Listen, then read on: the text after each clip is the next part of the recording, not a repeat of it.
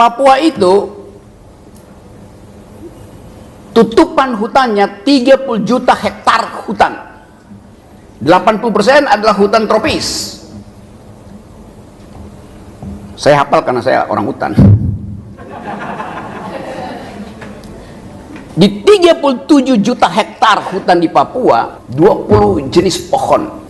Ada 160 ribuan jenis serangga. Ada 6.000 jenis mamalia. Dan ada 500 masyarakat adat. Sekarang Omnibus Law akan dipakai di situ demi yang disebut food estate. Berapa ratus jenis spesies yang akan hilang. Berapa ribu pohon yang akan ditebang.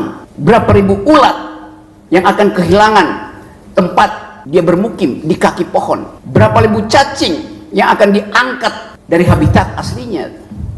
Berapa ribu burung yang tidak mampu lagi bersarang. Itu pertanyaan politis, bukan sekedar pertanyaan etis. Politik apa yang menyebabkan Omnibus Law itu memaksakan untuk merusak alam Papua? Namanya politik akumulasi. Padahal di dunia ini seluruh pemenang Nobel dalam 20 tahun terakhir ini tidak lagi bicara tentang akumulasi, tapi tentang distribusi, tentang kesejahteraan, welfare. Dan itu yang kita baca di semua jurnal internasional.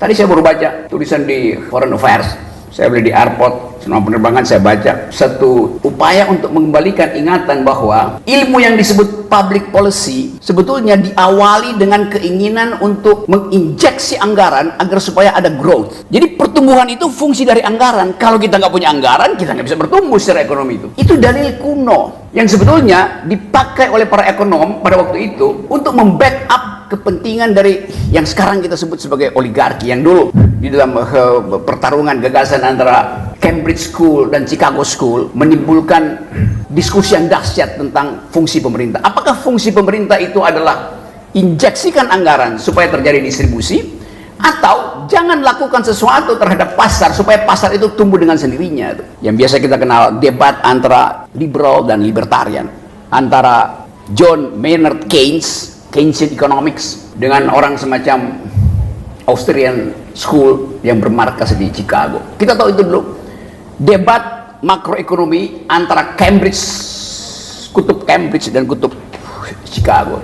Sekarang dua-duanya lenyap karena tadi problem environment. Gak ada gunanya berdebat kalau setiap kali habis berdebat ada pohon yang dipangkas untuk kepentingan infrastruktur. Saya mau mengingatkan ini karena seluruh dunia sedang menyoroti soal ini, bahwa pemimpin ke depan kita minta supaya bisa melindungi warga negara dan warga hutan. Kita nggak bisa tunggu misalnya pemerintah keluarin statement bahwa oke, kita menunda carbon trading atau zero emission itu sampai 2060. Nggak bisa, walaupun itu negosiasi politik. Dan sekarang negonya gagal karena ada perang di Ukraine, maka semua negara menghentikan investasi di bidang green economy karena semuanya siap-siap untuk perang. Jadi bagian ini yang hendak kita soroti, supaya kalau kita kampanye nanti, siapapun yang mau jadi presiden, do they speak environmental ethics? Do they speak green economy? Kita nggak lihat ada perdebatan intelektual di antara capres-capres itu. Yang kita lihat adalah main TikTok. Capresnya tiktok. Apa isi otaknya? Adalah hak atas udara yang bersih, hak atas rumput yang hijau, hak atas air yang jernih, hak atas wangi mawar, hak atas cicit burung. Itu yang sekarang lagi dibicarakan di dunia. Setiap pemimpin dunia kalau nggak mengerti environmental ethics, dia akan dianggap sebagai buta huruf terhadap peradaban.